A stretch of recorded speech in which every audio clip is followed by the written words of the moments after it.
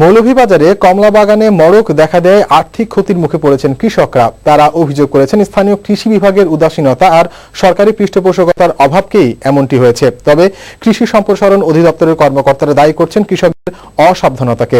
মৌলভীবাজার প্রতিনিধি শেখ সিরাজুল ইসলাম সিরাজের রিপোর্ট, জানাচ্ছেন হিলালি সবুর।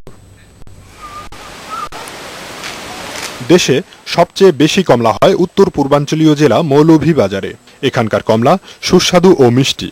মৌলভীবাজারের বিভিন্ন উপজেলায় চলতি মৌসুমে প্রায় 1000 হেক্টর জমিতে কমলা চাষ করা হলেও মড়ক লাগার কারণে উৎপাদন লক্ষ্যমাত্রা পূরণ হবে না বলে আশঙ্কা করছেন কৃষকরা। কৃষি সম্প্রসারণ অধিদপ্তরে যোগাযোগ করা হলেও কোনো প্রতিকারমূলক ব্যবস্থা নেওয়া হয়নি বলেও জানান তারা। পর্যাপ্ত বিদ্যুৎ সরবরাহ না থাকায় সেচ কাজও ব্যাহত হচ্ছে।